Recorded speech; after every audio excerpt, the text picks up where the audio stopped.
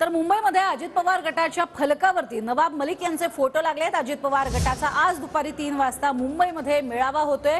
मुंबईतल्या षण्मुखानंद सभागृह परिसरात जे फलक लागलेत तिथे मलिकांचा फोटो लागलाय। याआधी अजित पवार यांच्या कल्याणच्या वरपमध्ये सुद्धा मेळावा होणार आहे आणि अजित पवार थोड्याच वेळात वरपमध्ये दाखल होणार आहेत। अजित पवारांचं मुलुंड चेकनाका परिसरामध्ये जंगी स्वागतही करण्यात येते। आपण एकीकडे बघतोय कशा पद्धतीनं ही दोन दृश्य आहेत। एकीकडे नवाब मलिक यांचा फोटो जो आहे तो लागलेला आहे। त्यामुळे अजित पवार गटामध्ये नवाब मलिक गेले का अशा चर्चांनाही उधाण आले। तर दुसरीकडे कल्याणच्या वरपमध्ये अजित पवार दाखल होत आहेत आणि त्यांचं जंगी स्वागत करण्यासाठी मोठाले हार हे जेसीबीच्या माध्यमातून तयार ठेवण्यात आलेले आहेत। स्वागताची तयारी पूर्णपणे करण्यात आलेली आहे। तर दुसरीकडे अजित पवार गट ज्याच्यामध्ये आपण बघतोय नवाब मलिक यांच्याही फोटोचा समावेश आहे। जास्तीत जास्त आमदार हे अजित पवार गटात कसे आहेत हे दाखवण्याचा प्रयत्न गेल्या काही काळापासून सुरूच आहे। अधिक माहिती घेणार आहोत अक्षय मंकणी आपल्या सोबत आहेत। अक्षय, एकीकडे नवाब मलिक यांचा फोटो लागतोय, दुसरीकडे जंगी स्वागत होतोय। आपली संख्या कशी जास्त आहे हे दाखवण्याचा प्रयत्न जोरदारपणे अजित पवार गटाचा म्हणता येईल का?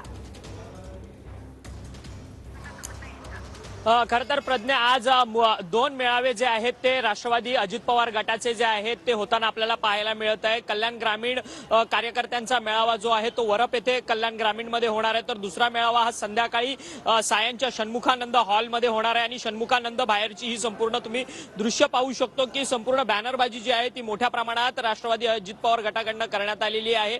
मुंबईचे त्यांच्या पक्षाचे असलेले अध्यक्ष समीर भुजबळ यांच्या संपूर्ण अध्यक्षतेखाली हा संपूर्ण कार्यकर्ता मेळावा होणार आहे। परंतु या संपूर्ण बॅनरवरती आपण प्रामुख्याने पाहू शकतो की नवाब मलिकांचा फोटो जो आहे तो प्रत्येक बॅनरवरती लावण्यात आलेला असल्याचं पाहायला मिळते। खरं तर नवाब मलिक यांनी अजित पवार गटाला आपला पाठिंबा जो आहे तो यापूर्वीच दर्शवलेला आहे। परंतु या सगळ्या प्रकरणावरती भाजपने प्रश्नचिन्ह निर्माण केलेला होता। खरं तर नवाब मलिक हे यांच्यावरती देशद्रोहाचा गुन्हा दाखल झालेला आहे आणि त्यांना आपल्या म्हणजे राष्ट्रवादी पक्षात घेणं हे चुकीचं आहे। या सगळ्या संदर्भातलं एक पत्र जे आहे ते स्वतः खुद्द देवेंद्र फडणवीस यांनी अजित पवारांनी लिहिलेलं होतं। त्यामुळे अजित पवार यांची या हिवाळी अधिवेशनाच्या दरम्यान या संपूर्ण पत्राच्या संदर्भात कोंडी सुद्धा झालेली होती। विरोधकांकडून या सगळ्या प्रकरणावरती टीका सुद्धा करण्यात आलेली होती। आज तुमच्याकडनं घेणार आहोत तुर्तास धन्यवाद या संपूर्ण माहितीसाठी।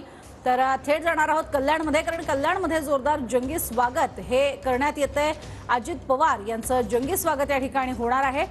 कल्याणच्या वरपमध्ये अजित पवार यांचा मेळावा सुद्धा होतोय।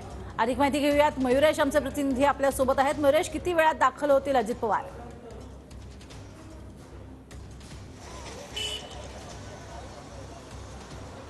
प्रज्ञा, जर आपण बघितलं राष्ट्रवादी काँग्रेसमध्ये दोन गट पडल्यानंतर पहिल्यांदाच अजित पवार गटाकडून उपमुख्यमंत्री अजित पवार यांचा भव्य कार्यकर्ता मेळावा कल्याण ग्रामीणमधील वरप गावामध्ये होत आहे आणि या वरप गावामध्ये अनेक कार्यकर्ते असतील, पदाधिकारी असतील, यांच्याकडून जंगी स्वागत या ठिकाणी करण्यात येणार आहेत। मग थोड्याच वेळात उपमुख्यमंत्री अजित पवार ह्या वरप गावामध्ये दाखल होतील आणि भव्य कार्यकर्ता मेळाव्याला सुरुवात होणार आहेत। पण आपण या ठिकाणी जर बघितलं की भाजप कार्यकर्ते असतील किंवा राष्ट्रवादी काँग्रेस कार्यकर्ते या ठिकाणी मोठ्या प्रमाणात दाखल झाले आहेत। मोठे क्रेनच्या सहाय्याने मोठा हार देखील आहेत, त्याचप्रमाणे जेसीबीच्या सहाय्याने फुलांचा वर्षाव अजित पवारवर करणार आहेत। मात्र या ठिकाणी आपण बघितलं अनेक पदाधिकारी कार्यकर्ते भाजपचे असतील, राष्ट्रवादीचे असतील, ते देखील या ठिकाणी मोठे प्रमाणात दाखल झाले आहेत। पोलिसांचा मोठा बंदोबस्त देखील या ठिकाणी आहेत आणि थोड्याच वेळात अजित पवार या ठिकाणी दाखल होतील आणि त्यानंतर कार्यकर्त्यांचा हा मेळावा सुरू होणार। अजित पवार त्यांना काय मार्गदर्शन करणार, कुणावर टीका करणार ते देखील पाहणं महत्त्वाचं असणार आहे। मयुरेश, तुर्तास धन्यवाद या संपूर्ण सविस्तर माहितीसाठी।